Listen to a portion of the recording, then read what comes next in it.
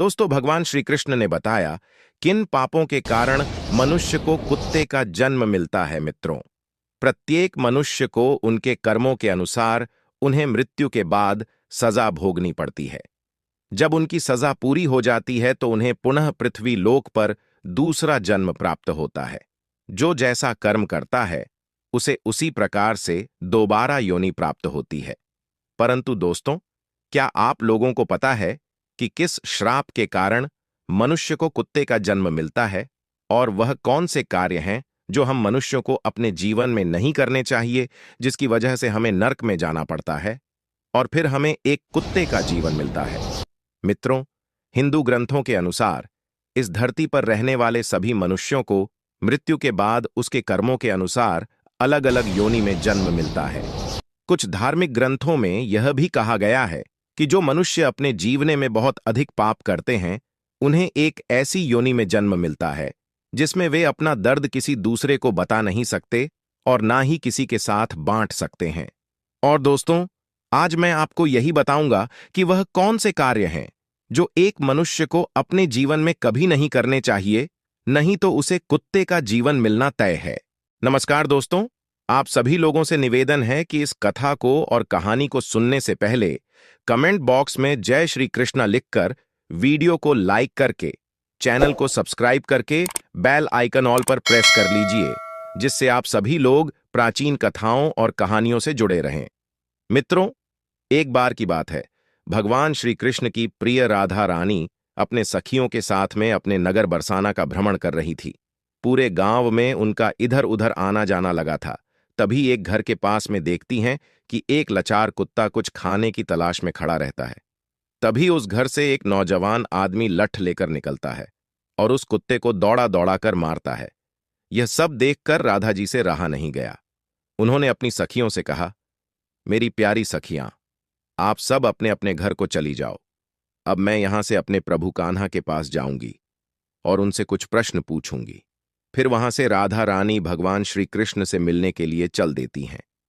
इधर भगवान श्री कृष्ण अपने राजभवन में स्वर्ण से बनी हुई सिंहासन पर विराजमान थे। तभी उनके पास राजभवन में उनकी प्रिय राधा रानी पहुंच जाती है और भगवान श्री कृष्ण से कहती हैं, हे कान्हा, जब मैं आज अपने नगर का भ्रमण कर रही थी तो मैंने नगर में देखा कि एक कुत्ता अपना कष्ट भरा जीवन जी रहा था और वह जिसके भी महल के द्वार पर जाता लोग उसे डंडे लेकर दौड़ा दौड़ा कर मार रहे थे और उसे अपने भोजन के लिए इधर उधर भटकना पड़ रहा था, किंतु उसे पेट भरने के लिए कहीं भी भोजन नहीं मिला। तो हे प्रभु, इसे देखकर मेरे मन में एक प्रश्न उठ रहा है और मैं चाहती हूं कि आप मेरे प्रश्न का उत्तर दें। मित्रों, फिर आगे भगवान श्री कृष्ण कहते हैं, हे प्रिय राधा रानी, आपके मन में जो भी प्रश्न है मुझसे निश्चिंत होकर बताओ, मैं तुम्हारे प्रश्न का उत्तर अवश्य दूंगा। फिर राधा रानी कहती हैं, हे प्रभु, मेरा प्रश्न यह है कि किस पाप के कारण मनुष्य को कुत्ते का जन्म मिलता है। मित्रों, फिर आगे भगवान श्री कृष्ण कहते हैं, हे प्रिय राधा रानी, आज मैं आपको एक कथा सुनता हूं जिसे सुनकर आपको आपके प्रश्न का उत्तर अवश्य मिल जाएगा। इसीलिए हे प्रिय, इस कथा को पूरे मन से सुनना। फिर आगे राधा रानी कहती हैं, हे प्रभु, आप कथा सुनाइए, मैं पूरे मन से इस कथा को सुनूंगी। मित्रों, तो कथा को सुनाते हुए आगे भगवान श्री कृष्ण कहते हैं, हे प्रिय राधा रानी, एक समय की बात है जब भगवान श्री राम अपनी सभा में बैठे हुए थे, तभी उन्हें एक कुत्ते की रोने की आवाज सुनाई दी। तभी सभा में मौजूद द्वारपाल ने कुत्ते को वहां से भगा दिया और अगले दिन फिर से वही कुत्ता उसी स्थान पर आकर रोने लगा और द्वारपाल ने इस बार भी उस कुत्ते को वहां से मारकर भगा दिया और सभा के तीसरे दिन भी वही कुत्ता उसी स्थान पर आकर फिर से रोने लगा। तो भगवान राम के मन में एक प्रश्न उठने लगा कि आखिर यह कुत्ता रोज रोज मेरे दरबार के बाहर ही क्यों रोता है। और फिर भगवान राम ने उस कुत्ते के रोने का कारण जानना चाहा और द्वारपाल से कहा कि उस कुत्ते को यहां बुलाकर लाओ। तो उस कुत्ते को बुलाने के लिए द्वारपाल उसके पास गए और बोले, प्रभु श्री राम ने आपको अपने दरबार में बुलाया है। तो कुत्ता बोला, हे मुनिवर, मुझे एक ऐसी योनि में जन्म मिला है जिसका मंदिर राजभवन, रसोई घर और गौशाला जैसे पवित्र स्थानों पर जाना मना है। तुम जाकर प्रभु श्री राम से कह दो कि वे स्वयं मुझसे मिलने के लिए यहां पर आ जाएं। और फिर द्वारपाल ने कुत्ते की सारी बातें भगवान श्री राम से जाकर बताया, और ऐसा सुनकर भगवान श्री राम स्वयं उस कुत्ते के पास गए और उससे कहा कि तुम रोज मेरे दरबार के बाहर आकर क्यों रोते हो? तो कुत्ते ने भगवान श्री राम से कहा, हे प्रभु, मैंने कोई अपराध नहीं किया है, फिर भी एक सन्यासी ने मुझे पत्थर से मारा है, जिसके कारण मेरा पैर टूट गया है और अब मुझे बहुत पीड़ा हो रही है, और इसी कारण मैं रोज आपके दरबार में आकर रोता हूं मित्रों। फिर आगे भगवान श्री कृष्ण कहते हैं, हे प्रिय राधा रानी, उस कुत्ते की पीड़ा को देखकर प्रभु श्री राम को बहुत दुख हुआ। फिर भगवान श्री राम ने अपने दरबारी को अपने दरबार में बुलाया और कहा, हे दरबारी, जाओ जाकर वह सन्यासी जहां भी हो उसे ढूंढ करके हमारे दरबार में अति शीघ्र लेकर आओ। भगवान श्री राम की आज्ञा पाते ही उनके 2 सैनिक वहां से सीधा सन्यासी के घर पहुंच गए और उस सन्यासी को पकड़कर अपने साथ में लेकर के भगवान श्री राम के दरबार में आ गए। फिर उस सन्यासी कहा, क्या यह सत्य है कि तुमने इस कुत्ते को पत्थर मारा है, जिससे इसका पैर टूट गया है और यह अब ठीक से चल भी नहीं पा रहा है? तो इसने क्या अपराध किया था जिसके कारण तुमने इस बेजुबान कुत्ते का पैर तोड़ दिया? तब वह सन्यासी कहता है, हे प्रभु, मैं भिक्षा के लिए रास्ते से जा रहा था, तभी इस कुत्ते ने मेरी भिक्षा का अन्न छू लिया था और इसी वजह से मुझे क्रोध आ गया और मैंने पत्थर उठाकर इसको जोर से मार दिया, जिसके कारण इसका पैर टूट गया। सन्यासी की यह बात सुनकर श्री राम ने कहा, क्या आपको पता है कि यह एक ज्ञान विभिन्न पशु है? यह अपना पेट भरने के लिए ऐसा करते हैं और इनको इतनी अक्ल नहीं है कि ऐसा नहीं करना चाहिए। और यदि इस कुत्ते ने आपके अन्न को छू लिया था तो इसमें इसका कोई अपराध नहीं है और ऐसा करना तो इसकी स्वाभाविक प्रवृत्ति है, और इतनी सी बात के लिए आप इस कुत्ते को इतनी बड़ी सजा नहीं दे सकते हैं। और अपराध इसने नहीं, अपराध तो आपने किया है जो एक सन्यासी होकर इस कुत्ते का पैर तोड़ दिया है, इसलिए आप ही इसके अपराधी हैं मित्रों। फिर आगे भगवान श्री कृष्ण कहते हैं, हे प्रिय राधा रानी, भगवान श्री राम उस कुत्ते से कहते हैं कि यह सन्यासी तुम्हारा अपराधी है और तुम जो चाहे वह सजा इसको दे सकते हो। फिर भगवान श्री राम की यह बात सुनकर उस कुत्ते ने कहा, हे भगवन, इस सन्यासी को किसी महल का राजा बना दिया जाए। तो श्री राम ने उस कुत्ते की बात को स्वीकार कर लिया और उस सन्यासी को सुंदर वस्त्र पहनाकर एक घोड़े पर बिठा दिया और उस सन्यासी को एक महल में ले गए और वहां का राजा बना दिया। जब वह सन्यासी राजा बनकर एक स्वर्ण से बनी हुई सिंहासन पर बैठ गया, उसे वस्त्र भी राजा महाराजा जैसे मिल गया। इतनी सारी सनो सौखत को पाकर वह सन्यासी अति प्रसन्न हुआ। फिर सोच रहा था कि मैं अपने जीवन में कभी सपना भी नहीं देखा था कि मैं एक राजा बनूंगा और एक कुत्ते ने मुझे राजा भी बना दिया। सच में इस कुत्ते में अक्ल नहीं है, क्योंकि मैंने उसकी टांग तोड़ दी, पर उसने मुझे सजा देने के बजाय महल का राजा बना दिया।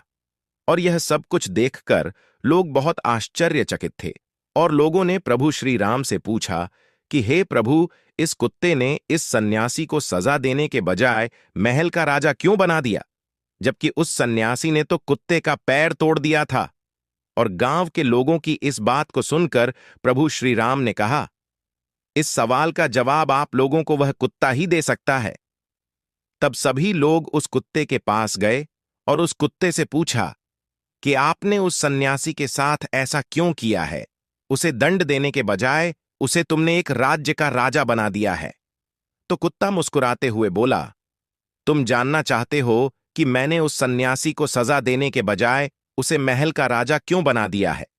मित्रों, फिर आगे भगवान श्री कृष्ण कथा को सुनते हुए अपनी प्रिय राधा रानी से कहते हैं, हे प्रिय राधा रानी, वह कुत्ता उन सभी से कहता है, सुनो, यह अन्याय करने वाला राजा और घर पर पहुंचे याचक को भगाने वाला और दूसरे की संपत्ति को हड़पने वाला और किसी गरीब पर अत्याचार करने वाला मरकर दूसरे जन्म में कुत्ता ही बनता है।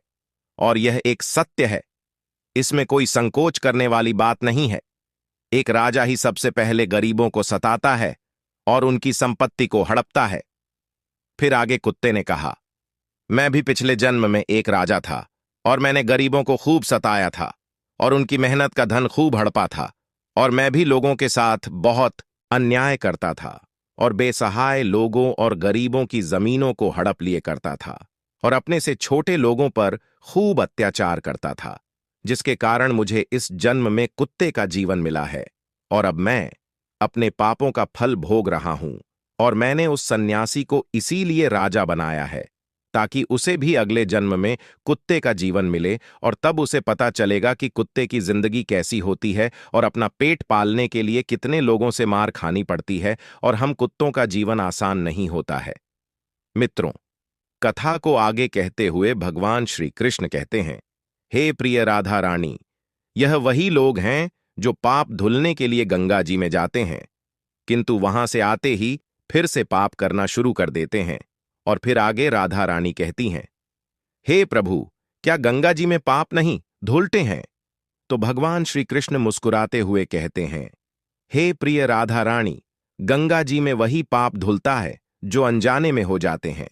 जानबूझकर के गए पाप कभी नहीं धुलते हैं, और गंगा जी में स्नान करने से वही मनुष्य पवित्र होता है जिसका मन साफ हो और मन में कोई छल ना हो तथा मन में गंदे विचार नहीं, और गंगा जी में छल करने वाले और दूसरों की बहन बेटियों पर बुरी नजर रखने वाले लोगों का कुछ नहीं होता है, और प्रत्येक मनुष्य को अपने कर्मों का फल अवश्य मिलता है।